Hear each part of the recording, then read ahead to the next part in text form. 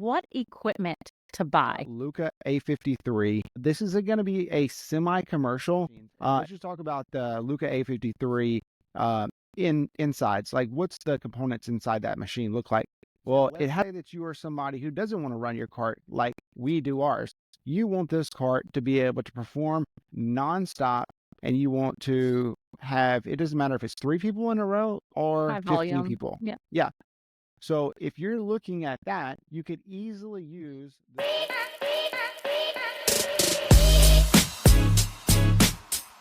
Welcome to the Grit Behind the Grind podcast, where we dive deep into raw, unfiltered journey of entrepreneurship, fitness, mental health, and building businesses from the ground up.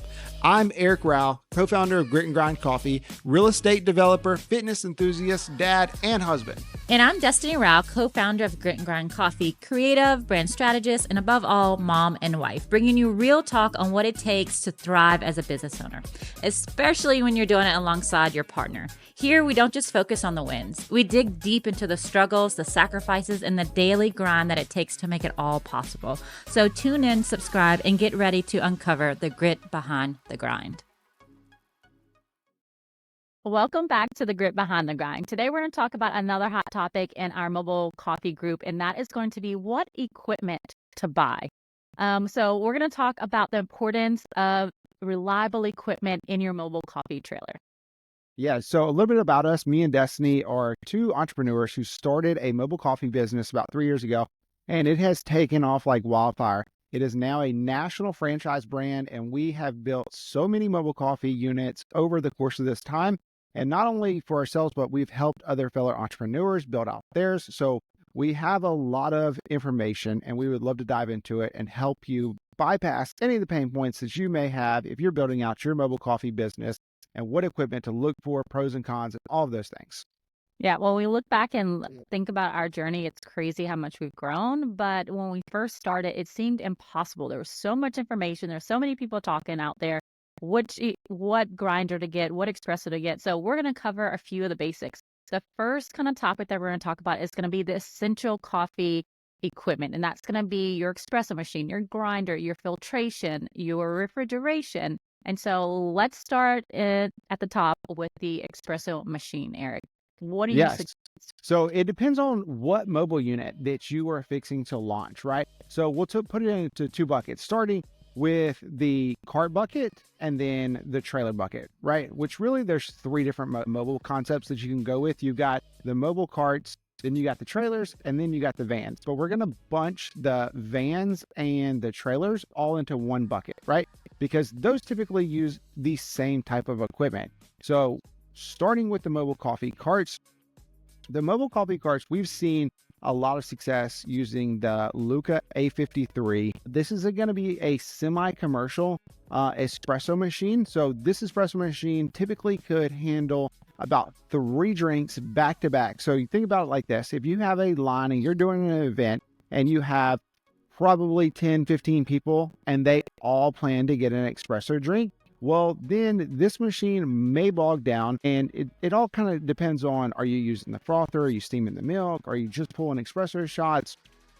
So there's many variables to look and consider here, right?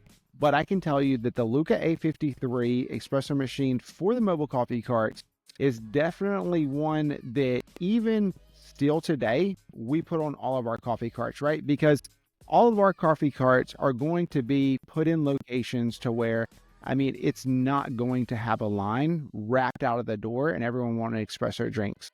So what I'll do with my coffee cart setups is I'll set them up and then I'll plan to serve maybe like iced cold brew drinks and espresso drinks. So now I am serving many people, but I'm diversifying it, right? So it's not all relying on the espresso machines. And let's just talk about the Luca A53 insides. Like, what's the components inside that machine look like?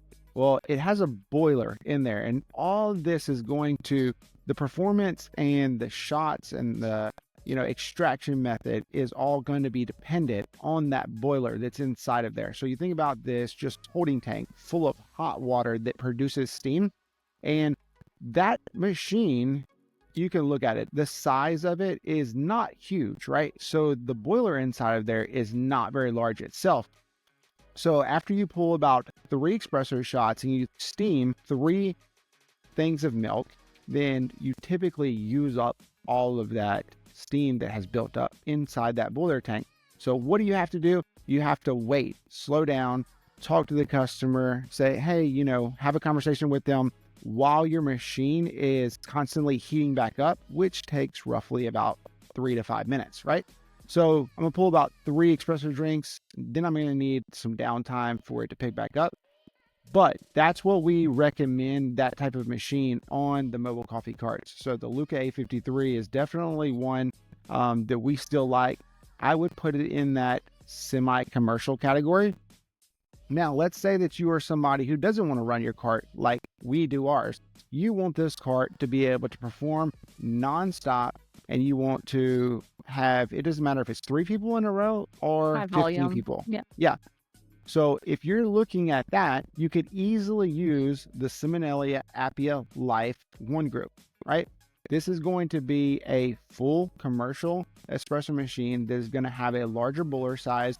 And like I said, I've had 10 people in the line and they all needed espresso drinks in the dead of winter and did not bog down, not one time. So those are going to be your 2 options for the mobile coffee carts.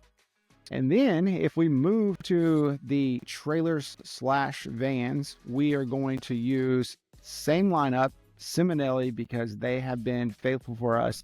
Simonelli Appia Life 2 group compact is what we love putting in there because it allows us to have a larger machine, larger boiler size. It has 2 people working on the machine at once if needed, but then it also doesn't take up a lot of space. So using that compact size. Yeah. And what do you think, Des? I mean, we probably have 12 units out there right now, and out of the 12, they all have that machine in there. The 2 right? group, yep. Yeah, Maybe the one 2. might have, the event trailer might have a single group, I think, but she wishes she would have went ahead and got the 2 group. But Right. Yeah, so definitely things that we have tried and true is going to be the Luca A53 and the Simonelli Appia Life groups. We love them. And like I said, we've tried many different offerings and options. And I highly recommend, if you're starting out, you want to think about like, hey, how am I going to get an ROI, return on my investment? Well, if you go and invest in a lower quality machine, let's just say that you don't go with a commercial machine and go with a, what are they called? Breville? Is it I Breville? think so. I think that's how you pronounce it. Breville. It's on Amazon for like $800 or something. And you are not going to get the quality of specialty coffee, and then B, the volume size. Again, you're going to do like 1 or 2 drinks, and then that thing is not going to be able to perform. So yeah, you're at a lower upfront cost, but long term, to get an ROI, I mean, if I'm fixing to drop 10 grand on an investment and I want to pencil it out like, hey, over the next 3 months, I'm going to be able to, get my return on my investment this fast. Well, if you have a machine that doesn't perform at that commercial level, then it's going to take you way longer, right? Because if you pencil out like the amount of customers that you're going to have and the volume of sales is not going to be near enough to pay off that investment. Yeah. What do you think, Des? I mean, so pretty much the Appia Life and the Simonelli is our It's a no-brainer. Yeah. Absolute no-brainer on those 2. So next on our list is going to be grinders. Talk about those a little bit. Yeah. As far as the grinders goes, we've tried, I would say 3 to 4 different style grinders. We have one that we use on every single one of our build outs. And it doesn't matter if it's a coffee cart, a van, a truck, trailer, whatever it is, we have the Simonelli MDX on demand. Okay, so that is the equipment that we currently use. Now, we do have like 2 or 3 that have not been replaced at this point that we're still currently using. One of them is the, I'm going to butcher this name, but Monahawk. Okay. And what I've learned is it has 65 millimeter burrs, the same as my other grinder that I'm currently using. However, it's literally $800 more for that grinder, and I do not see not one bit of difference performance wise, quality wise, nothing like that. So again, we've tried many different grinders, and we love the Simonelli MDX on demand. So it does perfect for everything, meets all of our needs. And what would you say, Des? I mean, just to give people a little bit more of a scope of what we're talking about, we have coffee carts that serve a small number of people, and we have trailers that perform. When you say trailers, paint the picture for them, Des. It's not just a trailer that does mobile events. These trailers are full-blown coffee shops. It is literally a little coffee shop on wheels. Some of our trailers are actually bigger than some of the coffee shops we've actually went into in New York. So, and we are pumping out volume. I mean, it's $500-$600 hours in the morning. So it does a lot in a little bit of space for sure. In a trailer, you know what I mean? You're talking about $600 per hour. Think about the product that has to go out the window. So you are constantly just wide open. And like I said, these equipment that we're telling you about now performs at that level, but they also are a good price point that I can put them on my carts that, are typically seeing, what would you ballpark 20 sales an hour on the coffee carts? I would say that's probably accurate, right? That's accurate. Yeah. Cool. So the next thing that we're going to talk about, though, is a crucial part of your espresso machine, and that is going to be your filtration system. How important is that, Eric? Man, if you would have asked me 3 years ago, I would have said, I couldn't tell you. I don't know. None at all, right? Those are probably some of the statements that I would have used. But today, my mindset is completely changed and different. And let me tell you when my mindset shifted. So I flew out to Washington and did technician training on Simonelli products. I went over there to their headquarters and did espresso technician training.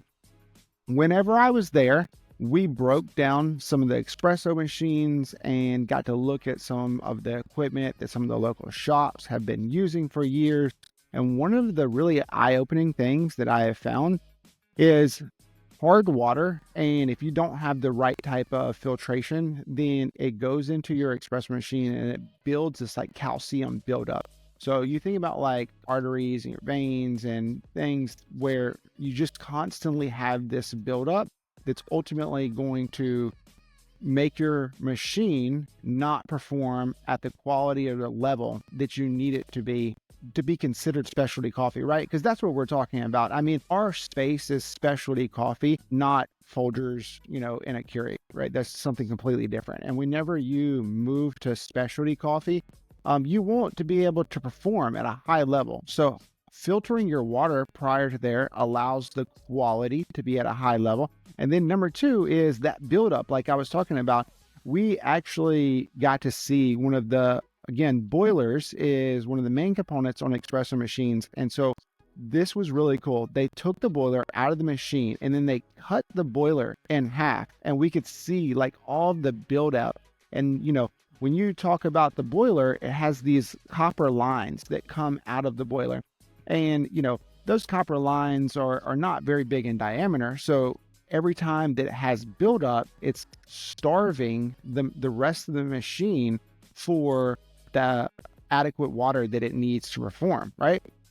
And then eventually it'll stop working altogether. So at that time, I really learned the value of filtering your water before you put it in this machine, because you think about it, like you could be spending anywhere from $3,000 to $15,000 on these espresso machines. Water filtration systems are a couple $100. And if I can spend a couple $100 to make this, thousands of dollar machine last longer, why wouldn't I take the steps to ensure that that was the case? Absolutely, for sure. The next thing on our list is going to be frothing and steaming wands. Yeah. So you think about, again, kind of going back to coffee and specialty drinks, your espresso machines, the type that we're talking about, have these steam wands built into them. Now, we like the traditional style steam wands versus like the super autos and those type of steam wands. But whenever you're talking about steam wands, you really want to make sure that you're serving a specialty coffee style drink, whether that's a latte, cappuccino, flat white. All of these things are going to be achieved by using the steam wand. So, I don't know if we need to hit on that too much, because the espresso machines that we have recommended and mentioned all come with that steam wand built into it. I will kind of go back and just reiterate, whenever you're looking at these espresso machines, which the espresso machine has the steam wand built into it, but you want to make sure that you get a volumetric style machine, right? So what that allows you to do is program the machine to output a certain volume, so you're not sitting on the espresso machine telling it when to stop and start. Manually, you just program that at the beginning of the day, and then it starts and stops based on that program that you've preset. Yeah. And the last in this little section is going to be refrigeration. And like Eric said earlier, we started off with literally a little mini fridge from Lowe's and an ice chest in the back of our truck. So I remember those days. We have grown since then. But a few little things, I think in our Amazon cart, we have the link that we use in all of our mobile trailers for our refrigeration. A big thing that we found out and learned the hard way is just we love to have sliding doors. We don't like to have the ones that open just because of mobility, but then also a barista has to get out the way for someone to open. So that's just a little thing to think about whenever you're looking up refrigeration, possibly. But enough of the essential coffee equipment. We've kind of boiled that down. Let's go to our next kind of section, and that is going to be your power and energy source when we're talking carts or mobile trailers. The first thing, and probably the heart that runs it all, is going to be your generator. Yes, definitely. And we have also tried many of these options as well, and we've found the ones that work the best for us. So again, I'm going to kind of break this down for everyone versus carts and then like mobile trailers and trucks, right? So the mobile coffee carts is going to be the Honda kind of small inverter generator. It's very quiet. It's easy I always like to think about, hey, can I hire, somebody that's younger in high school and they physically be able to move and unload these things. So it's not an extremely heavy generator. And then Honda is just a tank. Like its name has a very reputable reliability standpoint. So there's that one. But whenever I move into the trailers and vans, I don't go Honda. I actually go Pulsar. And we'll leave a link to this, to the ones that we've used on all of our mobile units. And the reason being is the Honda is roughly like $4,500-$4,800. The Pulsar is $2,500, and it performs very well, right? We have never had any type of issues. The big things when you're talking about generators, if you don't go with one of these two, is on the carts is not really a big deal. You just want a quiet one so you can hear your customer speak, and then a standard 110 plug-in. But whenever you get to the trailers and the vans, the big thing that you want to look out for is it needs to have a 50 amp plug on it, right? So what we've seen is by the time you hook up the AC, the espresso machine, the grinder, the blender, all of these things, it's pulling so many amps that your typical like 30 amp generators do not perform very well. So it needs to have a 50 amp hookup on it, and it needs to be a quiet inverter generator. One of the worst things that I've seen is you pull up using the specialty coffee brand in your mobile coffee business model, and you cannot hear your customers, right? So make sure that you have one of the quiet inverters. And I would say that and having a 50 amp is the two biggest things you need to look out for. Cool. This next section we're going to talk about is going to be technology and POS or payment solutions. And so again, The first one is going to be POS, and we learned the hard. We literally have went through almost every POS software there is out there, Square, Toast, all of them, and we have come to the conclusion that Dripos is the absolute best for so many reasons. But our number one reason, they buy back our time. Their customer service is so good. And their POS system, of course, comes with online loyalty, online ordering. They have plugins for your DoorDash. It's literally like a one-stop shop, and they are the coolest besides that anyways. The next big functionality, though, of your POS is going to be your Wi-Fi and cellular data. Eric, dive into this because I have no clue about that. I'm just arrive for the snacks and make coffee, but before I jump into the cellular data, let me just kind of hit on the POS thing, because when you were saying that and what we value, the first thing that popped in my mind is you get what you pay for, right? Yeah.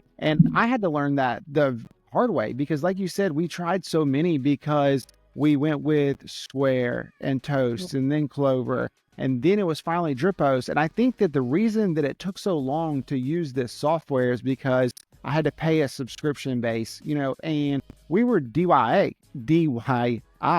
from the beginning. So, yep. That customer service piece, and then it was scary to pull the trigger and actually spend money on a software, but you definitely get what you pay for 1000%. We stand behind Dripos. But as far as the Wi-Fi, you need to make sure that you can connect to process credit cards when you're talking about mobile. And we, again, learned the hard way. We tried to perform off of our cell phone hotspot data, and then we had the little small jetpacks that you see, and neither one of them, reliability standpoint, would meet our needs. So what we did was we focused on the Wi-Fi to go boxes, which is a little bit more larger and bulkier, and you have to have a 110 plug-in. But as long as you have that generator option anyway, then it's not really an issue. So we currently use Verizon for those mobile needs, but I know that T-Mobile and AT&T both have it. You just want to make sure that you're clear that you don't want your standard small jetpack. You actually want reliable mobile internet that you have to plug in directly to the wall. Yeah. And just a few other little tips of the trade, because we do a few trade shows where we are just literally loading up our cart, bringing it to a different city, throwing it up, and being organized, especially with a cart, is so crucial. So getting a few little boxes, totes, putting everything that you need in there for every time so you don't forget anything, because the first time we ever went to a trade show, we forgot one of the most important things that you could possibly have if you're going to set up a coffee cart. Eric, do you want to tell the people? We forgot our TAMP.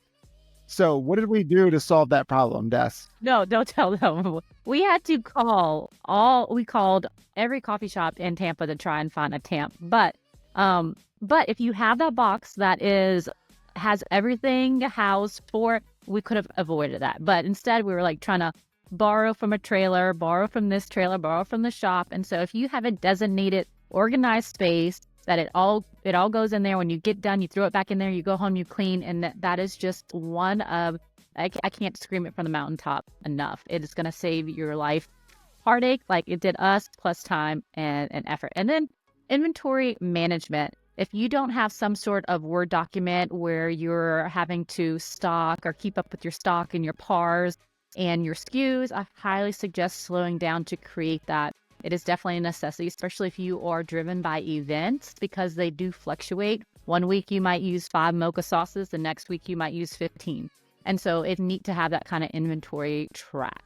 What else you got? So, no, I think that's it. I mean, those are our quick, tips and tricks for running a mobile coffee business. I mean, just to recap, smart equipment choices saves you so much money in the long run. And then also, the tech solutions as far as your POS and processing, you just need to identify what your goals are, right? I mean, this is a side project, or is this going to be your main hustle? And then, use the things that make sense for your business model and apply them.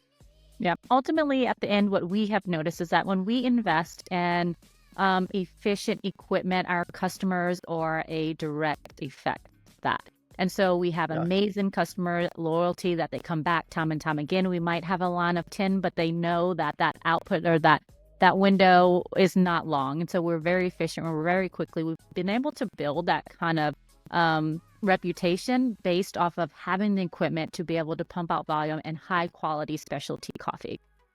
So hopefully when you're listening to this, we have already created some sort of resource for you so you can download, whether that's an equipment list or some of our affiliate links. So that way, anything that we talked about this, if you need to directly order some equipment or if you need a list to do some research a little bit on your own, hopefully we'll drop that in the show notes so you can download that PDF.